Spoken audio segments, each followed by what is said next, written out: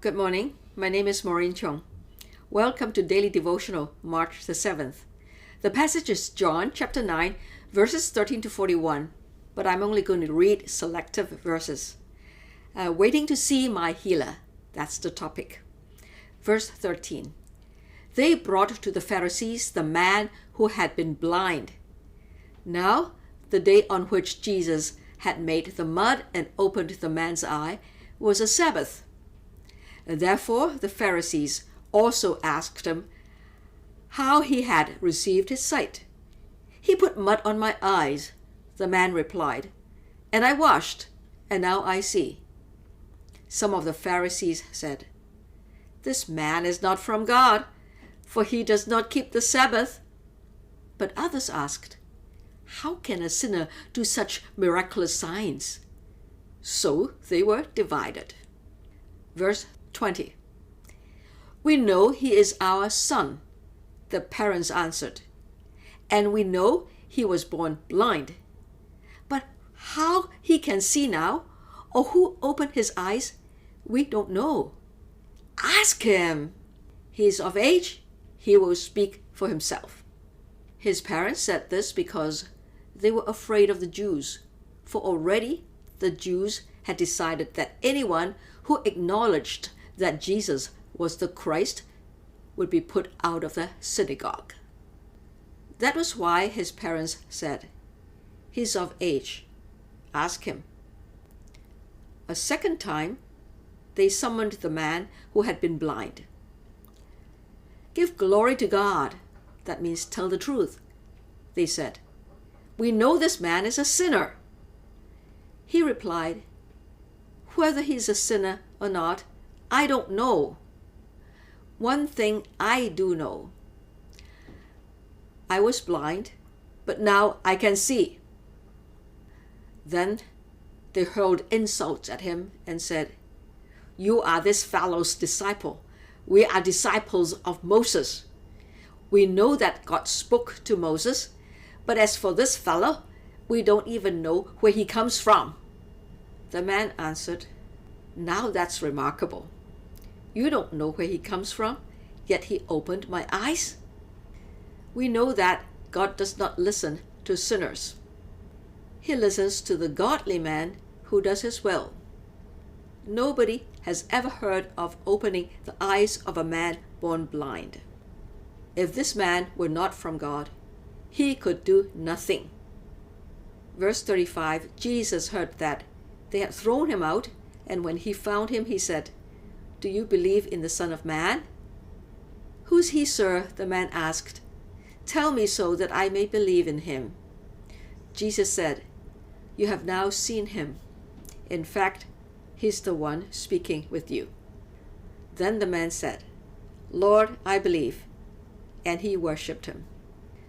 Jesus said, For judgment I have come into the world, so that the blind will see, and those who see will become blind. During the extended Lenten period of 40+ days before Easter, we meditate on how one formerly blind man waited to thank his healer. Sometimes we marvel at our good fortune.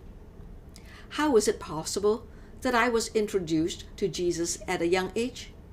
How was it possible that I went to the Chinese Christian Fellowship of U of T students at Newman Center on St. George Avenue when I was a graduate from Western U, attending U of T only part-time? How was it possible that I attended the Chinese Gospel Church on Huron Street, walking in as a stranger? How was it possible that my spiritual life was ignited when I volunteered to teach children's Sunday school?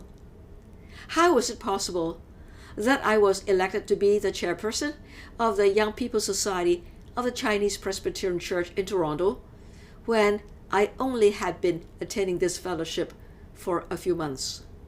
How was it possible that God called me to ministry when I was serving him as a layperson at that church? These chance happenings are not really coincidences as I look back. God deliberately led me in life this way. I'm where I am now by His glorious design. This formerly blind man has been begging on the streets for most of his life. He was born blind and has never seen the light of day until now. Even his parents have disowned him. As we can see from verses 20 to 23, his parents are not particularly excited to see him healed. They are more afraid to be put out of the synagogue by the Jews. It seems that they are not keen on reconnecting with their son, who is thought to be a pariah by respectable society. But Jesus made a beeline towards this dirty beggar and voluntarily healed him. He made physical contact as he gently rubbed this man's sorry eyes with mud and saliva.